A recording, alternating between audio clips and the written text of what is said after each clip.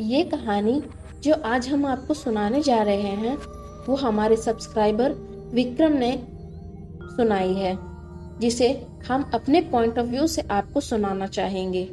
तो चलिए शुरू करते हैं।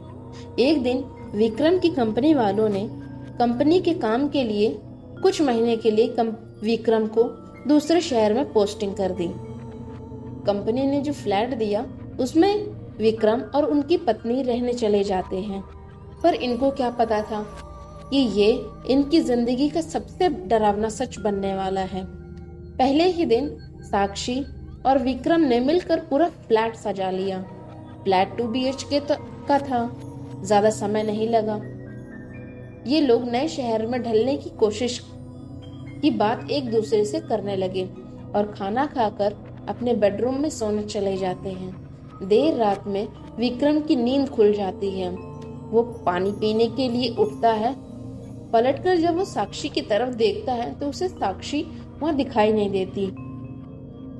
थोड़ी देर बाद विक्रम के गले पर 2 हाथ पीछे से उसकी ओर आते हैं।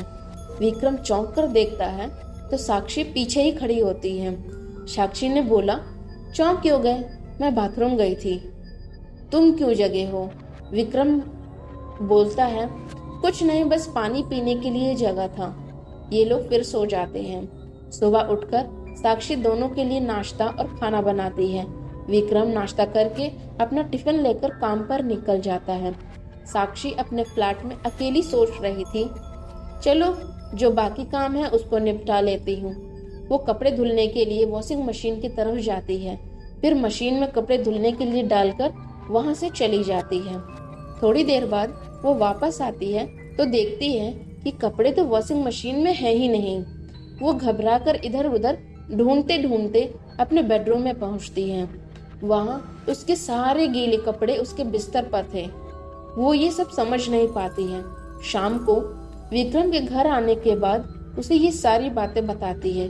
विक्रम इसे वहम समझकर काट देता है। रात में दोनों अपने बेडरूम में सोने चले जाते हैं। तभी रात में किसी की तेज तेज सांस लेने की आवाज विक्रम को सुनाई देती है। विक्रम धुंधली आंखों से बैठता है और मुड़कर देखता है तो वो बिस्तर से डर के मारे गिर जाता है। वो देखता है कि बिस्तर पर साक्षी के बगल में कोई काला साया सोया हुआ है जो एक आदमी की तरह दिख रहा है। विक्रम दौड़कर बाथरूम में जाकर पहले अपनी आंख धोता है, फिर वापस आकर देखता है पर वहां कोई नहीं रहता। विक्रम को लगता है कि ये ठीक से न सोने की वजह से भ्रम हो रहा है। इसी तरह 1 हफ्ता बीतने के बाद दोनों अब तक कई बार डर का सामना कर चुके थे, पर वो उसे भ्रम मानकर बार बार टाल देते थे। फिर एक दिन रात में दोनों अपने बिस्तर पर सोए हुए थे। कुछ देर बाद बिस्तर अपने आप हिलने लगता है। दोनों की नींद खुल जाती है। पहले साक्षी उठती है तो सब नॉर्मल था, फिर भी वो चेक करने के लिए बिस्तर के नीचे झांकती है और जैसे ही वो बिस्तर के नीचे झांकती है तो उसके बाल पकड़कर बिस्तर के नीचे कोई खींच लेता है। साक्षी चिल्लाती है तो विक्रम जग जाता है और वो बिस्तर के नीचे उतरकर साक्षी को देखता है और वो देखते ही पीछे की तरफ गिर जाता है।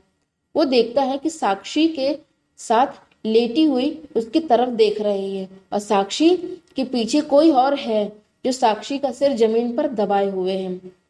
वो फिर भी टॉर्च जलाता है और वहां कोई नहीं रहता। फिर वो साक्षी को बाहर निकालता है और दोनों बहुत डर जाते हैं।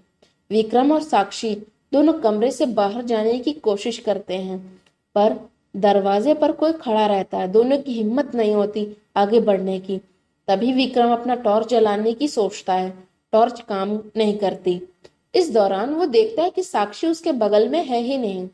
वो इधर उधर देखता है तो साक्षी दरवाजे के पास खड़ी होती है और डर के इशारे से कहती है, तुम्हारे पीछे है वो। विक्रम डरते हुए पीछे पलटता है, तभी उसे एक जोर से मुक्का पड़ता है जिससे वो जमीन पर गिर जाता है। उसके बाद उसके ऊपर कमरे के सामानों से हमला होता है। विक्रम को काफी चोट आ जाती है। उधर साक्षी दरवाजा खोलने में कामयाब हो जाती है। वो तुरंत विक्रम को उठाती है और वहां से निकल जाती है। तभी दोनों को पीछे से एक जोर का धक्का लगता है जिससे वो सीधे फ्लैट के बाहर गिर जाते हैं और तुरंत लिफ्ट में चले जाते हैं और बिल्डिंग के बाहर पहुंचने के बाद देखते हैं कोई साया उनके फ्लैट की खिड़की पर खड़ा है, जो थोड़ी देर में गायब हो जाता है और फ्लैट की लाइट भी बंद हो जाती है। विक्रम और साक्षी इस बात को समझ चुके थे कि ये फ्लैट हॉन्टेड है और वो दोनों दूसरे दिन मैनेजर को भिजवाकर अपना सामान वहां से निकलवा लेते हैं और वो दोनों कहीं और रहने चले जाते हैं। पर यह हादसा आज भी उनकी रातों की नींद उड़ा देता है। तो दोस्तों, इसी तरह की डरावनी कहानी सुनने के लिए हमारे चैनल को लाइक करें, सब्सक्राइब करें और अगर आपके पास भी कोई मनोरंजक या इसी तरह की घटना हो तो आप हमें मेल कर सकते हैं। धन्यवाद।